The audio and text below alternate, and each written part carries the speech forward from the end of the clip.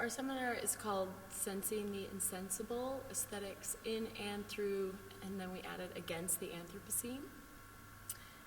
And we started with an interest in the idea of taking this term aesthetics and really going back to its original root or meaning in Greek, which is tied to perceiving and feeling, and to using that definition as a way into asking a whole number of questions about sensing that moved kind of away from an emphasis more exclusively on form or beauty.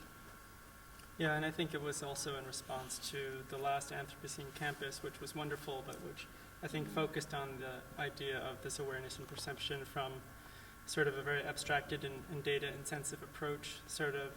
So the question then becomes, like, how do you, there's a regime of sort of remote sensing that helps us make sense of the Anthropocene condition, but then we all began to ask this question about how do you make your sensing less remote?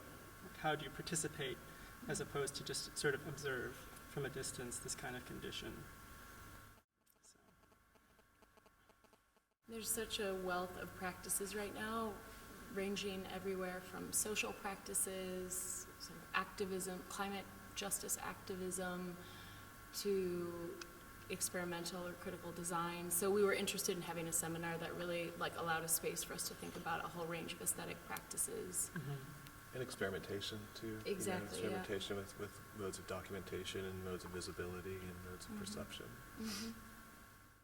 Yeah, because I think there's that question then too of the inherent transdisciplinarity of the Anthropocene question, and so we felt like aesthetics was one of the really most vital access points to that, because you can address these questions of the objective or the subjective or the intersubjective, and again the questions of sort of data visualization to performative dance, sort of all under one kind of conceptual umbrella. Not unproblematically, but we thought that that's also one of the interesting challenges about that approach. So I think we're trying to incorporate multiple modes of exploration and modes of discussion as well throughout the course, through sort of experimental practices and both showing different practices and methods and creating group work for them to participate and create their own experience, I suppose. Yeah. Their own kind of lexicon in a certain way too, to discuss the technosphere and the Anthropocene.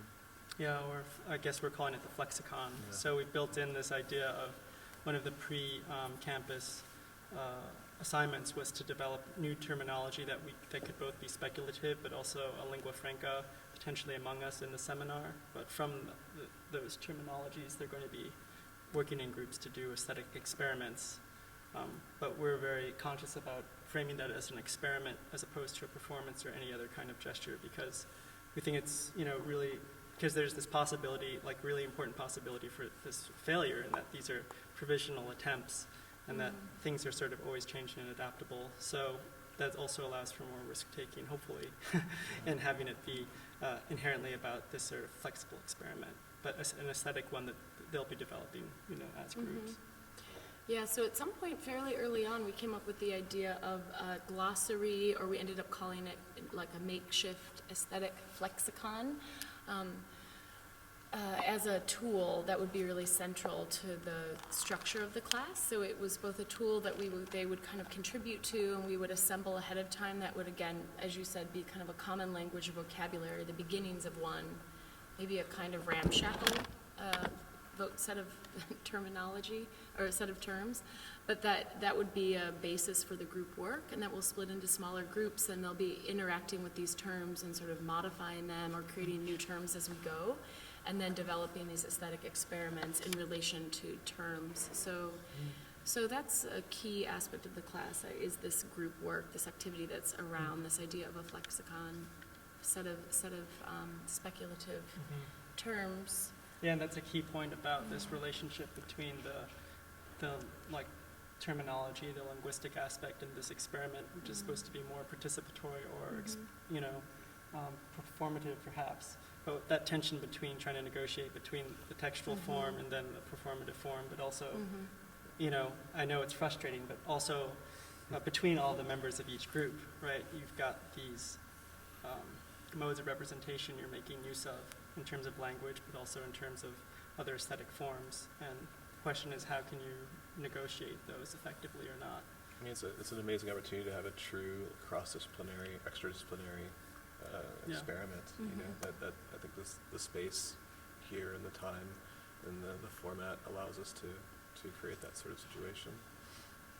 And I don't know the extent to which this will come into our discussions. I imagine it will. I imagine a lot of the participants in the class are interested in this question. I know I am, is the degree to which, you know, many people across a number of fields right now seem to be pointing to aesthetics or to art, maybe aesthetics more broadly, as sort of this realm both of maybe experimentation and or kind of non-instrumental forms of inquiry and knowledge production that somehow have become particularly important in a moment where there's a lot of disorientation or sort of familiar ways of knowing are coming under pressure. And so certainly in philosophy, for instance, a lot of contemporary philosophers are talking about aesthetics as sort of the realm in which the Anthropocene will, that it's a primarily aesthetic problem, or that working through aesthetics is one of the key ways to sort of become, I don't know if it's more oriented, but to become more sensitive to or to make sense of in a moment when a lot of more maybe rational modes or explanatory modes become less tenable or seemingly more problematic. So Yeah. it seems like a key Okay. moment to turn to aesthetics. I mean, I think too, one thing we want to consider is, I mean, as we're talking about aesthetics, it still sometimes also seems to fold back on the human subject and the human subjectivity.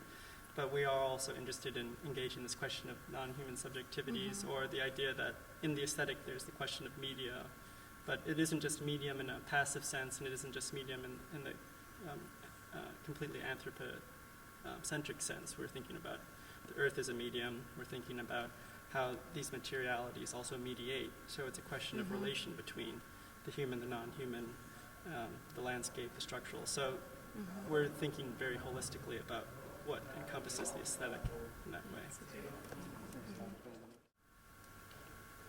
We are not sure. That's one answer. Atmosphere. I think it will come in, but almost implicitly more than Yeah. explicitly. Like in terms of this, Andy was just talking about non-human sensing. We're giving very short inputs. We really want to be sensitive to not talking too much, because one of the amazing things about the Anthropocene campus here at the HKV is the level of discussion and the level of experience and expertise among all of the participants. So it's really like very horizontal. We don't see it at all as sort of we being the experts and there being students, but it's really a kind of horizontal conversation. And so we'll give really short inputs, but my input will deal with sort of tracking, animal tracking and technologies that have been used to sort of understand animals, and this, which is very much tied to the technosphere, this kind of way in which technology is employed to better understand the world, but also ways that animal subjectivities can resist our knowing. And I think it's also what we were getting at with this question of in, of, through, and against the Anthropocene, because you know, I think the technosphere concept raises this question of what's your perspective? Can you ever have one from the outside, or is it always going to be of the inside? And is that always going to be, again, this provisional one that changes with this sort of systemic dynamic? And I think with the technosphere question, there's this Peter Haft paper about the 6 rules for the Anthropocene and the technosphere. And I think one key rule he has is the rule of inaccessibility. And that's the one I think we want to challenge and confront the most, because he posits that it's really human experience that keeps us from, like the human sort of embodied experiential is something that is a screen through which we can't completely penetrate and understand the complexities of these other higher or lower dynamics. And I think that's an important challenge to consider for this idea of the aesthetic.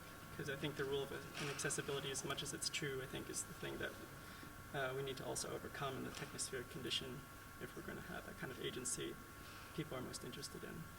Yeah, is it possible to investigate it in this way?